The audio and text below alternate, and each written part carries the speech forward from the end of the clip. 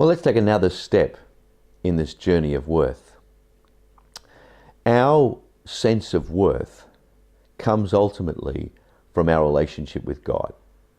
He is our Creator, and He says He loves us. Therefore, if love and worth are intimately connected, the reality that God loves us tells us that He values us. And of course, we see that very thing in the cross. It is the fact that He loves us and values us that He sends His Son, Jesus Christ, to die upon the cross and rise again, that we might know the joy of the restored relationship with Him. But here's the issue. Because of Adam and Eve's sin, our relationship with God is severed. We still experience His love, and we still see the results of His love. But at the very core of our being, at the place that we know ourselves, that relationship is severed. So we ought to be able to know ourselves as a result of His love for us. But as a result of the severed relationship, we will spend our lives looking for another source of worth, constantly looking for an adequate sense of who we really are that is valuable and worth loving. It isn't until we give up on that personal, distorted, self-driven desire for worth and allow His love to restore us that we begin to find the true meaning of our personal worth. And so we journey through life with this distortion of self. And so when we talk about surrendering ourselves to God, utterly surrendering ourselves to God, dying out to self, we're actually talking about this distorted self that has been developed and raised in an environment that excludes the personal relationship love of God. It is a result of that broken relationship and a result of that loss of worth that we see the reality of shame at work in our lives. And I agree with Robin Stockett when he says that shame is, or describes that shame is first of all a spiritual condition. It is. It's a spiritual issue. Our spirits are distorted because of broken relationship with God, or the lack of a healthy whole relationship with God. God still longs to relate to us. It is that we are removed from Him that we have this distortion of shame. And so we will endeavor to address those shame issues ourselves, but the most impacting recognition or place where it is recognized that shame is at work is in our psyche. So even though it's a spiritual issue, it has profound psychological implications, and that is the place where we live out our struggle with shame. So everything we generally know about shame is in the psychological damage of shame. It isn't until we start to investigate a little bit deeper that we see that shame has its origin in broken relationship with God. And so exploring and understanding the psychological nature of shame becomes a very important part of identifying for us that shame has its grip upon our life, as it does for all of humanity. And that's one of the indicators that we are dealing with a spiritual first cause of shame, is because it is ubiquitous. It is all people struggle at some level with shame, and they struggle with the psychological ramifications of shame. Now, you can do a lot of reading on shame, both secular and Christian material on shame will all point to some fairly consistent, evident realities of shame. And my supervisor, mentor, and good friend at the University of Queensland, Neil Pembroke, has articulated 6 identifiable characteristics of the psychological impact of shame. And so as we move down this journey of discovering our worth, it's important to be able to identify how many of these things are impacting our life. They probably all will to some extent, some probably more than others, and we'll be able to then understand the shape that shame has taken in our life. And if I want to get to that place of understanding my worth before God, it is these issues that I'm going to need God's grace to bring healing in. So let's have a look at the list.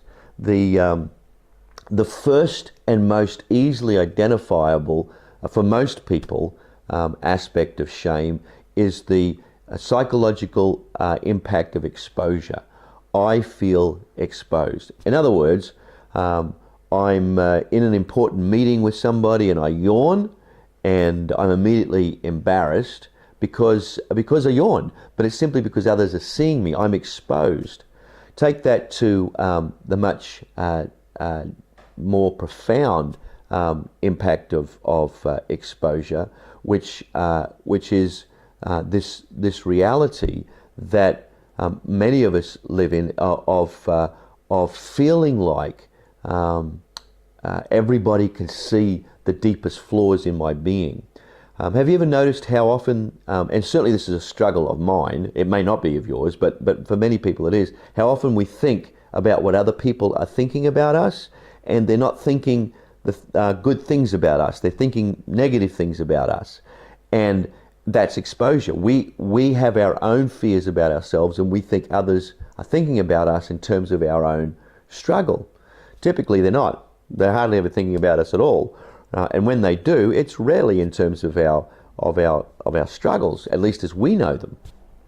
So that's the idea of exposure. Robin Stockett recounts the story of King Saul and King David and Jonathan and of David and of Jonathan coming to Saul to defend David. And ultimately, King Saul throws his spear at Jonathan. It's at that point that Jonathan recognizes how much his father hates David. But that story is loaded with shame, and it's loaded with the idea of exposure. And the words that Saul speaks to Jonathan about him and his mother, and he curses Saul's mother, but he literally says, "You have exposed your mother." In other words, you made her naked. That's a very shaming place, and you are responsible for creating that shame and exposure. I think many of us have probably had dreams at one another where we're dressed in our underwear or not even dressed at all, and there's this incredible, overwhelming embarrassment that comes into that situation. That's our psyche struggling with that issue of exposure. The second aspect goes hand in hand with the first, but it's much more about how we deal with it, and that is hiddenness. There are parts of our lives that we keep hidden.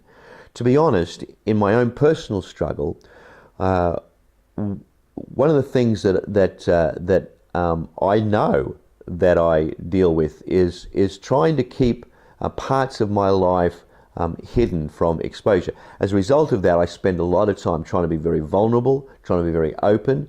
But as an introvert, that creates an enormous amount of emotional drainage for me. And so I will often be walking into a room and pulling the curtains shut because I hate the idea of people looking into the house. Emmy always comes along and opens the curtains because she loves the sun coming in. But that's just a very simple application of this idea of hiddenness. I want to be hidden. Of course, we see that in the garden with Adam and Eve hiding themselves from God. And you may be able to identify areas in your own life where you go through that process of hiddenness. Some of them are clearly obvious. The actions that people, in fact, the scriptures say, men love darkness rather than light because their deeds are evil. It's darkness gives hiddenness. The third aspect is one that Neil calls incongruence. It's that gap between what I can do and what is expected of me. So I always feel less. I always feel like there's a disconnect between where I'm at and what should be done. And many people deal with that issue. One of the reflections of that idea of congruousness is perfectionism. Perfectionism says, perfectionism isn't an attempt to do things well. It's an attempt to live up to perceived expectations of others with the conviction that unless I live up to their expectations, I am not acceptable. The fourth issue is the one of inappropriateness. I am inappropriate. I am wrong. I am distorted. Where others might be adequate, I am inappropriate.